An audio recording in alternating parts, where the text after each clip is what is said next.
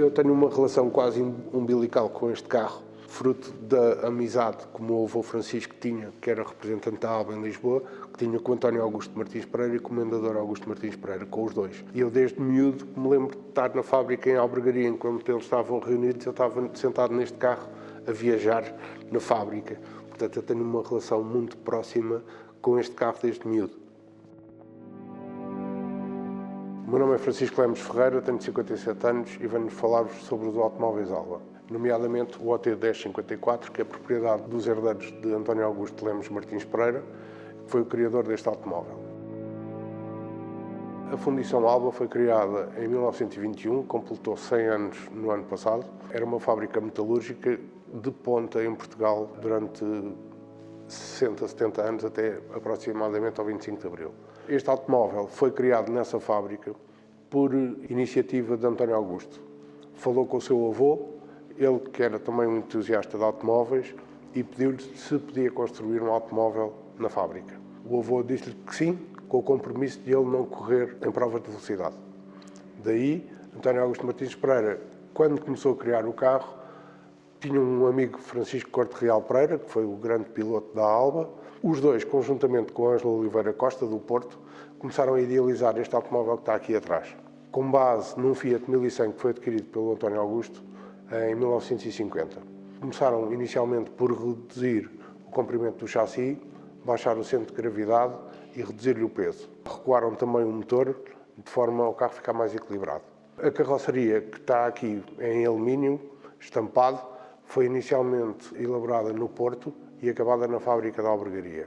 A partir daí, o carro começou a fazer as provas de ponta que havia em Portugal, nomeadamente o Circuito de Vila do Conde, que foi a primeira prova em que Francisco Corte Real Pereira participou e ficou em segundo lugar.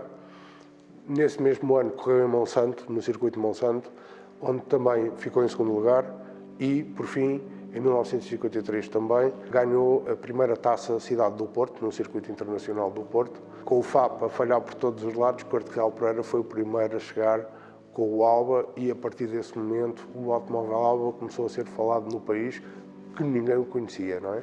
Era uma marca que estava direcionada para bens essenciais, nomeadamente bancos de jardim, tampas de esgoto, panelas. As pessoas tinham um conhecimento da Alba como uma fábrica de material utilitário e nunca como automóveis. Nunca foi a intenção de António Augusto Martins Pereira criar uma fábrica de automóveis em Portugal, daí não ter havido sequência dos automóveis.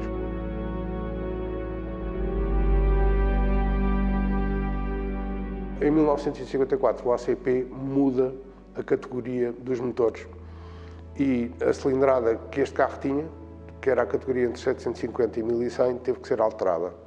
Daí António Augusto ter contactado várias marcas, nomeadamente a Volvo, a Peugeot e a Maserati, para comprar um motor para este carro. Foi sempre a ideia do António Augusto, fã de carros italianos como o Francisco Corte Real Pereira, ter um motor italiano. Daí terem contactado a Maserati e a Maserati ter pedido, na altura, 89 contos pelo motor. Esses 89 contos, o António Augusto virou-se para o Francisco Corte Real Pereira quando receberam a carta da Maserati e disse: por esse preço fazemos dois aqui em Albergaria, e começaram a idealizar o motor Alba 1500 Twin Cam, 4 válvulas por cilindro, 2 velas também por cilindro e motor Twin Cam com 70 cavalos, que chegou a atingir os 185 km por hora, segundo os relatos da época. Quando eu um dia perguntei ao António Augusto Martins Pereira, que era o meu padrinho, porque é que tinha feito o motor, ele disse que estava farto de ver os Porsches passar por ele e que, portanto, nos primeiros 100 metros o motor Alba limpava sempre os Porsches. Depois não, mas nos primeiros 100 metros conseguia o fazer sempre. Relativamente à carroceria, António Augusto Martins Pereira inspirou-se nos carros italianos da época. Este OT 1054 que está atrás de nós é uma inspiração de uma Barchetta Gordini. Quando apareceu o Alba, apareceu com estas jantes, que normalmente seriam jantes de ferro, que eram utilizadas por quase todos os carros, apareceu com estas jantes Borrani, raiadas, que foram adquiridas em Itália provenientes de um Cinca, e que também o diferenciou dos outros. Este pormenor aqui do pato não tem nenhum significado especial. Foi um dia o António Augusto que passou na fábrica e o Ângelo tinha em cima da secretária um desenho deste pato e ele disse: "Epá, pinta-me isso no carro." e ele pintou. O chassi deste carro é um chassi de um Fiat 508C e não foi por acaso que este chassi é Fiat. Na altura os italianos tinham muito material de competição para estes carros, daí ter sido escolhido também o Fiat. A Cinca e a Fiat tinham muitas peças que permitiam fazer um carro de competição.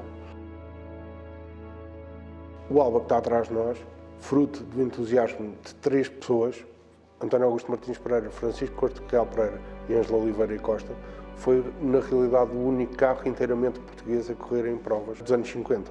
É uma peça única que se encontra no seu estado original, não foi pintada, a pintura é original e está como saiu da fábrica na altura.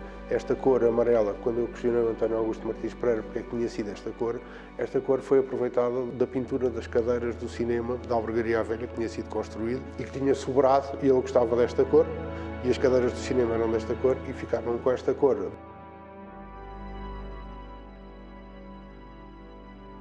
Posteriormente a este carro, foi construído o TN 1082 por Francisco Corte Real Pereira, também com base num Fiat 1100, que correu também em Monsanto e na Taça da Cidade do Porto. O TN 1082 ainda existe, está pintado de vermelho, já esteve aqui em exposição no Museu do Caramulo. O terceiro Alba, que chamam falso Alba, chamado LN Alba ou LNA, foi construído por Francisco Luzes, com base num 5A8 e, conjuntamente com o TN 1082 e o OT 1054, fizeram a equipa Alba em Monsanto, os 3 Albas em prova.